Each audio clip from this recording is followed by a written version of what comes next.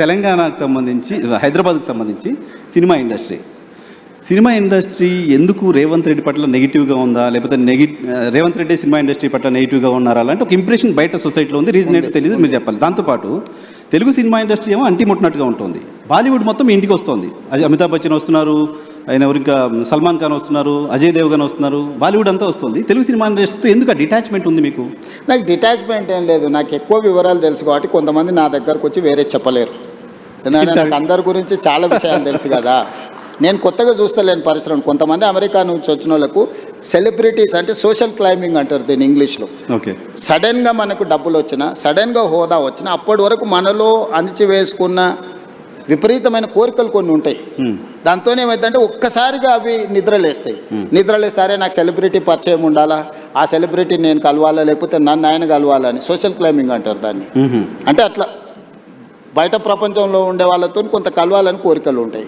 నేను 30 ఏళ్ళ క్రితం అందరూ ఇప్పుడు స్టార్స్ అని చెప్పేటోళ్ళు అందరూ కిడ్స్ ఉన్నప్పుడు నాకు తెలుసు. Okay.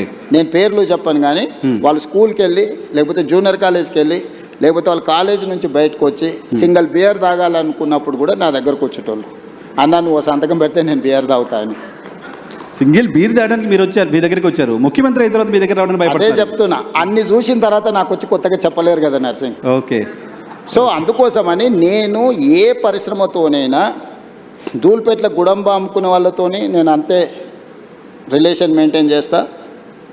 Top of the top star వచ్చినా కూడా నేను అట్లనే ఉంటా. Wipro, Microsoft or any other company CEO వచ్చినా నేను అంతనే ఉంటా. అమెరికన్ అంబాసిడర్ వచ్చినా కూడా నేను అదే విధంగా ఉంటాను. నువ్వు నా బిహేవియర్ చూడు, నువ్వు యావరేజ్ లీడర్తోనున్నా, ప్రధానమంత్రితోనున్నా నేను వంగి నమస్కారాలు పెట్టుడు, అతి వినయాలు చేసుడు, లేకపోతే టూ మచ్ ఏదో ఇంప్రెస్ చేసేసి ఏదో నటించేద్దామని నా బ్లడ్లోనే లేదు.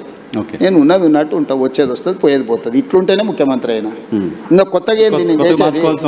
ఏం పని ఉంది ఇప్పుడు ప్రతి ఒక్కరికి లైఫ్లో సక్సెస్కి ఒక ఫార్ములా ఉంటుంది. నువ్వు యాజ్ జర్నలిస్ట్ నువ్వు సక్సెస్ అయినావు అంటే నీకు ఒక ఫార్ములా ఉంటుంది, లేకపోతే ఒక వర్కింగ్ స్టైల్ ఉంటుంది.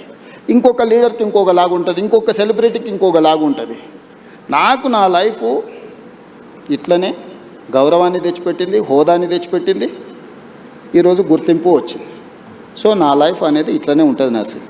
ఇందులో నేను అనేది టాలీవుడ్, బాలీవుడ్ కాదు, హాలీవుడ్ కూడా హైదరాబాద్లో షూటింగ్ జరగాలి, ఇండస్ట్రీని ఆ విధంగా తీసుకెళ్లాలని నేను ప్రయత్నం చేస్తున్నా. అందుకే ఈరోజు నెట్ఫ్లిక్స్ కానీ వీటన్నిటిని కూడా మనం ఇక్కడికి తీసుకొచ్చినాం. సో నేను ఇండస్ట్రీకి ఒక హబ్ లాగా క్రియేట్ చేయదలుచుకున్నా. ప్రపంచంలో ఉండే సినిమా ఇండస్ట్రీ హైదరాబాద్లో ఉండాలనేది నా కోరిక.